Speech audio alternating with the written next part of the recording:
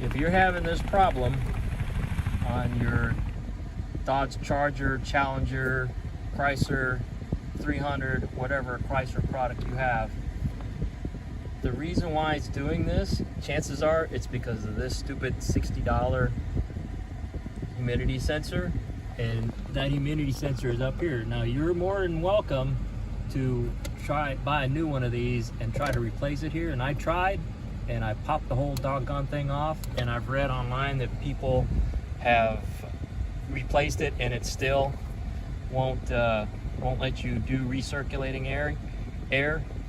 I'll show you how to bypass this button to get inside or outside air at will. The first thing you're gonna have to do is pull your glove compartment off. There's a panel here that you'll pop out just with a screwdriver, and then there are screws, 1/4-inch screws all around. I'm not gonna show you all that. There's videos out there that will show you how to do that. There's a couple of wires you can disconnect, just little clips here. This you just wiggle and it should come off, and this this little clip you push down on the top little spring clip here and it'll come out. So here is the blower motor, and it handles the air circulation, whether it's inside or outside. There's an actuator right here, and these actuators are prone to failing. So if you hear click, click, click, click, click, click, click, click, it's probably this actuator or an actuator like this. I just changed this actuator, and this opens the door for the hot. It goes to your heater coil, and lets hot air, and it blends the hot air and cool air. If you want, you know, if it's cold outside, you get hot air. If it's warm outside, it closes that. It shuts the heater coil off and just blows cold air or whatever air you got going on. So here, hard to see. Move this wire harness out of the way. Hard to see. This tube right here, where my finger's touching, is where the spline, that spline fits into, and it rotates. So when you rotate it counterclockwise, you're at flip, that closes the outside air and just recirculates the inside air. And then you turn it 90 degrees towards you, and that opens the outside air and blows outside air through your condenser or whatever to get fresh air in. So this manual flipper door here is what handles the inside and outside air, and the actuator takes its command from the computer. So given that moisture sensor or humidity sensor commands whether you can have inside air or outside air, malfunctions, you're pretty much screwed. So I'm gonna bypass all that, and I'll put a manual lever on that shaft there, and I'm going to connect a push-pull rod to it, and maybe have it come out the either the side of the glove compartment or underneath or something like that, and that way the air blend door or the inside-outside air door is controlled manually. So let me do that, and I'll show you how it's done. Now what you can do is you can turn it away from you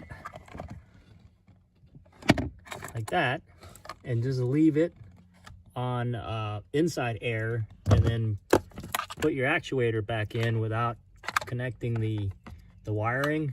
But then you are stuck with always having inside air. And if you're okay with that, that's cool. That's a perfectly viable option.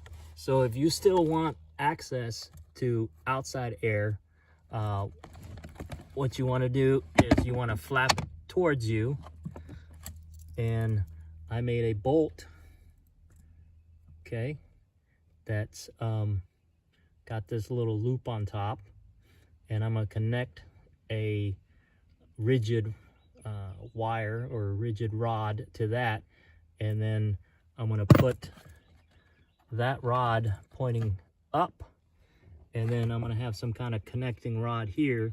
So if as I push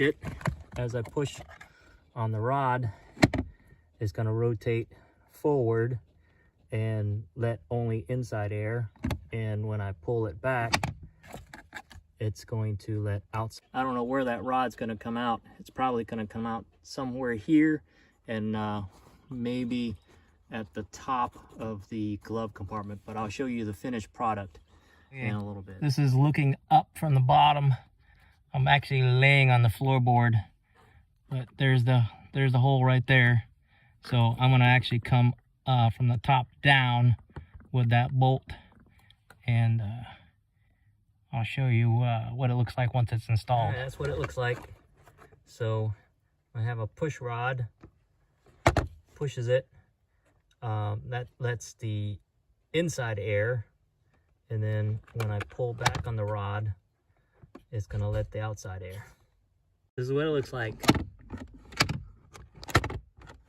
Now I'm gonna fold that hook over so it doesn't come out, but that's what it's gonna look like. So you don't even need to drill a hole, because got these slots here, so I'll probably just feed it through this slot, and then I'll bend the wire down. So all you have to do is, when you open the glove compartment, you just pull or push, and then I'll put a little loop on there so you don't cut yourself. Yeah, that's gonna work out pretty good. There you go. Simple push-pull rod that Chrysler decided they wanted to make it more complicated than it needs to be. There you go.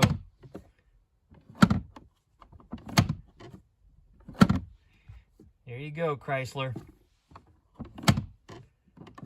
Figure it out. Here's that side panel I was talking about. Just kind of match it up. There's a little fabric thing, plastic fabric thing, and you gotta line it up with the that groove there. So there you go. Slip it up. Make sure your tabs are lined up, and then just, and that's it. That's how you put that in. All right. Turn my AC on. This stupid button still doesn't work. But the old manual. Oh yeah, more better. Inside air, outside air. Inside air, outside air. I think I'll keep it on inside air. There you go. Bypass that stupid button. Later.